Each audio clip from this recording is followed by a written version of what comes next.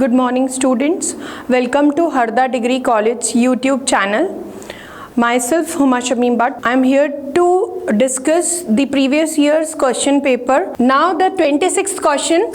Select the most appropriate meaning of the idiom at one's elbow. The options given were next to someone, far away, strong grip, strong bond. So the right answer, students, you need to go through few idioms, only then you would be able to correct the right answer. मतलब आप लोग अगर पढ़ेंगे तभी आपको phrases या idioms जैसे हिंदी में होती हैं लोकोक्तियाँ और कहावतें, उनका अर्थ समझ में आएगा या आप टिक कर पाएंगे. आप कुछ अपने अंदाजे से अगर टिक करने की कोशिश करेंगे तो there are chances that the question might be misunderstood और you might tick a right or you might take a wrong answer in haste. The next question 27th is select the most appropriate idiom that can substitute the underlined words in the sentence.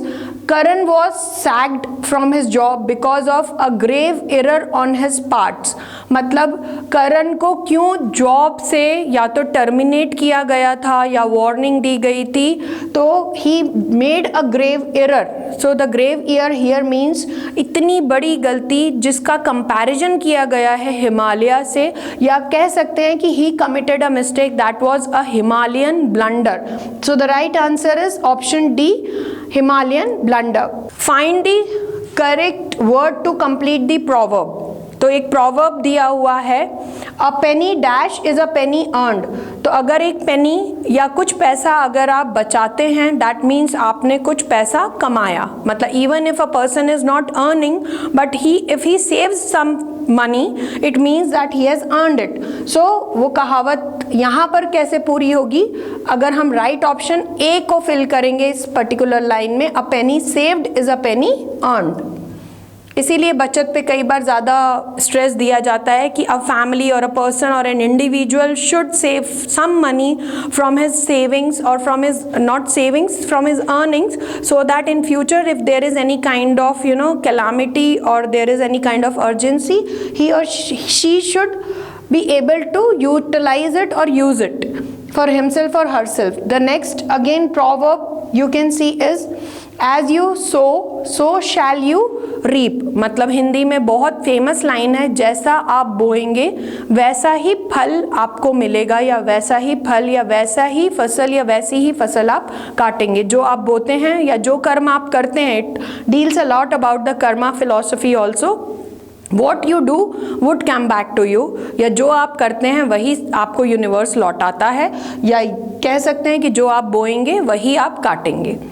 So the proverb would be complete with a right option, that is A, reap, R-E-A-P, not harvest, not gain, not achieve.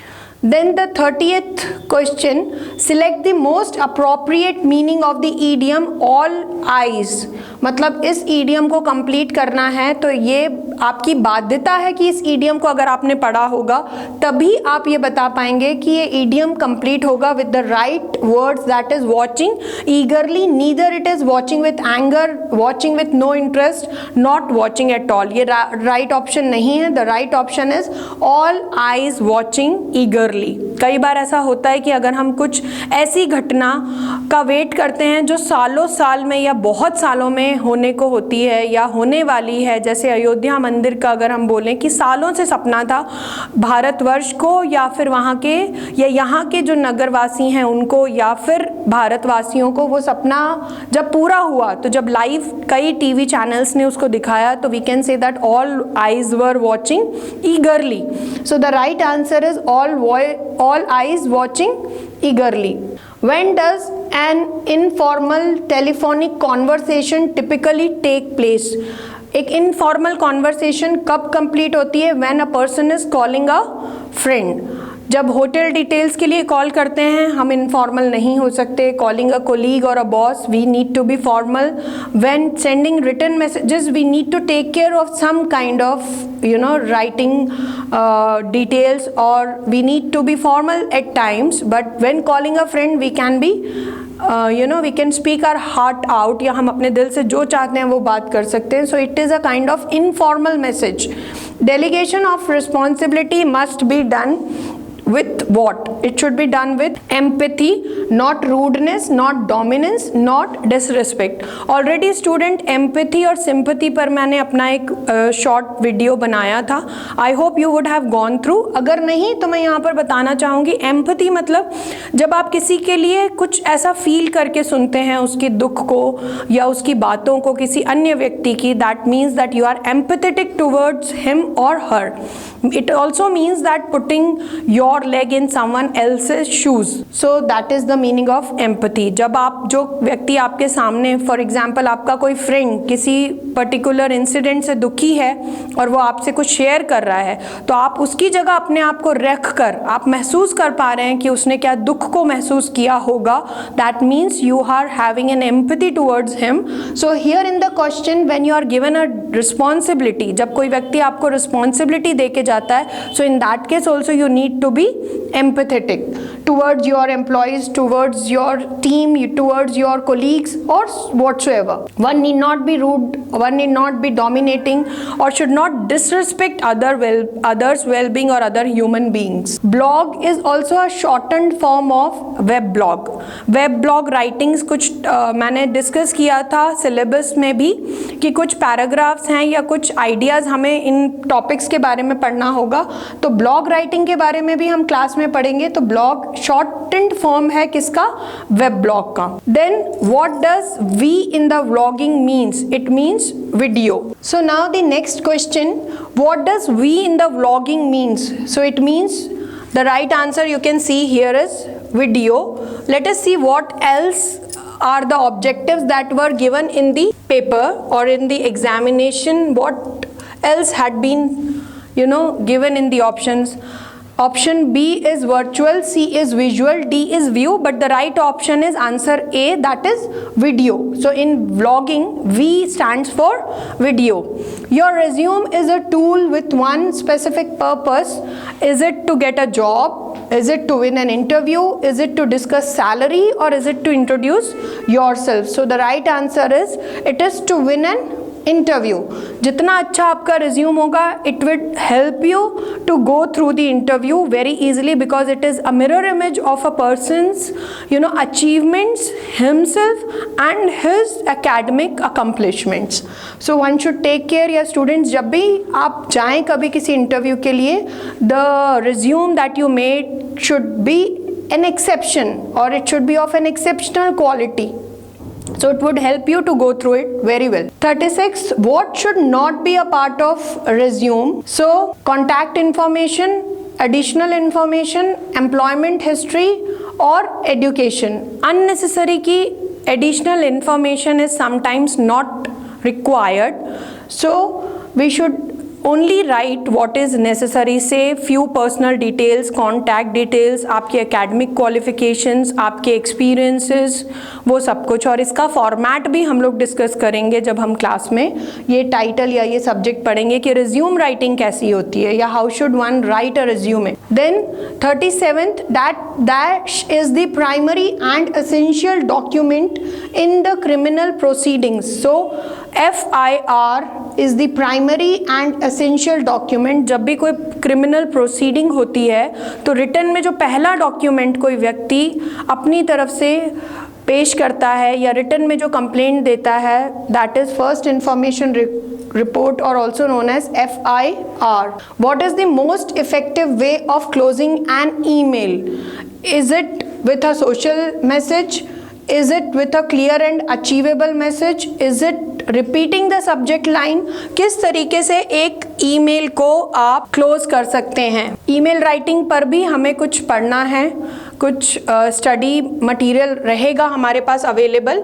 So I suggest that students, you should attend the class. Only then you would be able to correct or tick the correct answer. Like you can see in the 38th question, the D option is, should you end it with a proverb? email को आपको किस तरीके से end करना चाहिए? So it should be with a, जैसे कि आप यहाँ पर स्क्रीन पर देख सकते हैं, की आंसर और द राइट आंसर इज कि कभी भी अगर आप एक ईमेल लिखते हैं तो उसकी जो कंक्लूडिंग लाइंस होंगी, the last few lines that you write to close your subject matter is with a clear and achievable message. मतलब आप जिसको भी ईमेल प्रेषित कर रहे हैं उसको एक क्लियर मैसेज मिलना चाहिए आपके थॉट्स के बारे में या आपके विचार के बारे में कि आपने किस संदर्भ में वो ईमेल लिखा है। और if it holds any emergency the concluding line should end up with the same. 39th question, as you can see here, is it is important to read the email completely before responding. Only if you have time? No, not at all. One should read an email thoroughly whenever you open it. Not important at all or always, only if it is from seniors. So the right answer is whenever you open an email, you should not be in any kind of hurry. You should have ample amount of time to go through the content of the email. So it is suggested that you always read an email. So the right answer is, students, answer number C or option number C, that is always. 40th question deals about, again, which of these is not a medium for an email? Intranet, extranet, or say internet and paper. So the right answer is D. Paper is not a medium or a source of email. E itself means what in an email is that it is a form of, ये जो E है, it itself stands for electronic या electronic के लिए E का उपयोग होता है. तो paper is a manual form of giving a message. So paper is not the medium for writing an email is the right answer. So the right answer is option number D, that is paper. 41 question में आप क्या देख सकते हैं? While traveling to your native place या आपका जहाँ का बर्थ प्लेस है, जहाँ के आप मूल निवासी हैं, via train you met some passengers who started talking to you. How will you react? अगर आप ट्रेन में जैसे यूजुअली ट्रैवल करते हैं अपने होम टाउन को, नेटिव प्लेस को, और अगर आपको रास्ते में कुछ पैसेंजर्स मिलते हैं जो आपसे कुछ कॉन्वर्सेशन या आपसे बात करना चाहते हैं, तो आप किस तरीके से उनसे एक्ट करेंगे या आपका रिएक्शन कैसा होगा, आपका बिहेवियर कैसा होना चाहिए?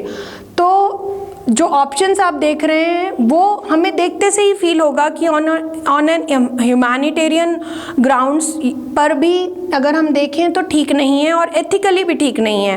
फॉर एग्जाम्पल कि अगर आप किसी को इग्नोर करते हैं या फिर आप उनको स्माइल देते हैं या हम बोलें कि none of the above. So the right answer is you would start a healthy conversation और a healthy discussion with them. अगर कोई आपसे पोलाइटली कुछ बात करना चाह रहा है, आपकी नेटिव टाउन को हो सकता है कि वो व्यक्ति बिलोंग भी करता हो, आपकी फैमिली को जानता भी हो, तो यहाँ पर पर्टिकुलरली स्ट्रेस दिया गया है आपकी नेटिव प्लेस पर कि आप अगर कभी एक लॉन्ग जर्नी पर हैं अपने होम टाउन के टूवर्ड्स, हो सकता है आप कभी फ्यूचर में जब स्टूडेंट्स जॉब करने कहीं बाहर जाएं और आप जब वापस अपने होम टाउन आएँ तो आपको while travelling, specially during train travelling, आपको कई बार ऐसे लोग मिल जाते हैं क्योंकि जर्नी बहुत ज़्यादा ड्यूरेशन की होती है.